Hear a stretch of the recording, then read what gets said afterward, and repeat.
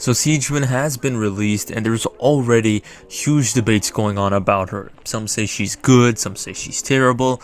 So today I want to give my 2 cents on her and really analyze her kit, of which I will be completely honest is a very intriguing kit. After learning about her abilities, I must say Sigewinne is able to do a lot of things for her teams. These things are new and honestly really interesting when it comes to the implications of her teams, but are they even good, of which is the important question. So let's kick things off right away and talk about her skill, which is her most important ability.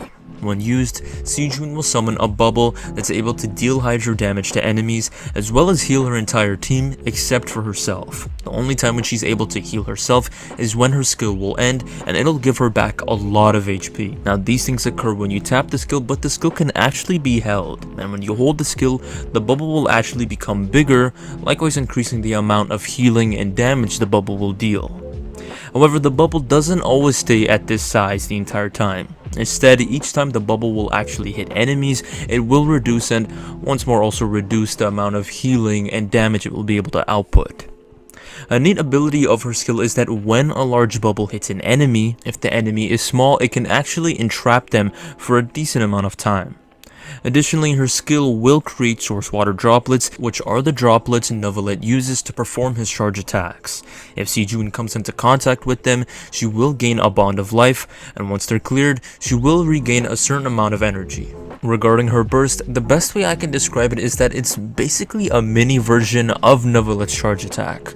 Here, Sigewinne will deal continuous hydro damage to enemies for a few seconds, specifically 2.5. Now for her passive talents, this is when things get interesting. So Sigewinne is able to buff passive skill damage for an amount that is based on her HP. This buff is not unlimited, but is only applied to 10 hits of skills. Finally, Sigewinne's healing output is increased by the total amount of bond of life in the party. Now for the analysis portion of the video, I want to talk about some things that really stood out to me when it comes to her kit. So first off, I really like the fact that her skill has her healing. Nowadays, we're really used to units healing their team through the bursts. This comes from the likes of Bennett and Jean, and while there's no problem when it comes to this, and of course these characters are very effective in their own right, given the fact that their healing is limited to their bursts, this of course also means that their healing is limited to energy. So Sigewinne does away with this completely, just the fact that she doesn't need her energy to give healing for her team. It all has to do with their skill. So this is, in my eyes, a really good thing, but unfortunately there is also a problem that comes with this. The problem that I'm referring to has to do with her skill cooldown, and I must say it makes no sense to me. This seems very forced, very unnecessary, but Sigewinne's skill cooldown is 18 seconds long. 18, which is very, very long, especially for a healer. As a healer, your entire role is to keep your party alive, and with this you want to give frequent heals to your team, but for some reason when it comes to Sigewinne, this is not the case. Her skill cooldown is so long that you're not going to be healing your team that much, or at least not that frequent. Now granted, does a healer need to give continuous healing to their team the entire time?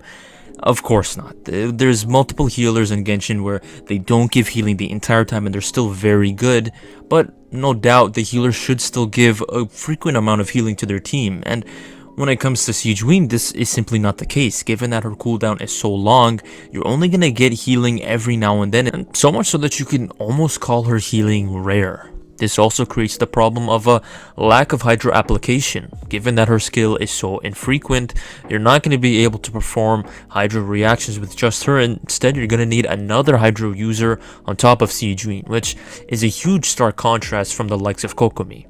But that's how her healing is. Let's say it's not that good, let's put it aside and let's talk about the buffs and all sorts of interesting things she brings to her teams. One big one is with Neuvillette. We all know how broken Neuvillette is, how his charge attacks deal a stupid amount of damage, and on paper a great pairing is Neuvillette and Sigewinne. Sigewinne will give source water droplets to Neuvillette. This means he will get off more charge attacks, and this seems like it's a good thing, but unfortunately in practice, if you pair Sigewinne with Neuvillette, his DPS will take a massive loss. First off, Neuvillette does not at all want a healer. Remember that whenever Neuvillette performs his charge attacks, he actually heals himself. So considering that Neuvillette has a huge amount of HP and that he's continuously replenishing it, he does not at all want or need a healer. Instead, he wants a shielder since when he performs his charge attacks, there's a chance for him to be interrupted when doing so, and this can ruin his damage, make him pretty irritating to play, so a shielder is far more important than a healer.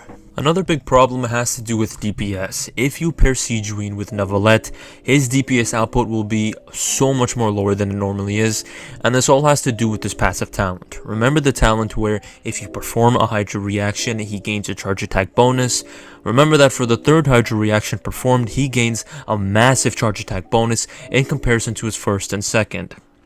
Well, if you pair him with Sigewinne, of course he won't be able to gain that third charge attack bonus since Sigewinne is Hydro. You may be wondering, well, if that's the case, then why is Furina good with Neuvillette? Great question. The reason why is that with Furina's fanfare stacks, she'll provide Neuvillette so much Hydro damage bonus that the Hydro damage will offset the lack of charge attack bonus he'd otherwise get from his passive. And worse enough, even the ability for Neuvillette to perform another charge attack is really not that good of a thing. Neuvillette is able to perform 3 charge attacks if you play his rotation right, but generally you don't actually want to perform the third charge attack since all the buffs that Neuvillette will have for his first and second will be diminished by his third. So it'll be a much weaker charge attack and you're just better off with repeating the entire rotation and attacking with him again once all the buffs are active. This same thing applies for the charge attack that Sigewinne will allow for. It will also be low in damage, so there's really no point in these droplets. The only way that I can see this being a useful thing is that, say if there's an enemy on the brink of death and Neuvillette has already used up all the droplets he's able to produce on his own, then finally I can see the extra charge attack being a useful thing, but other than this specific scenario, there's really no other good case for it.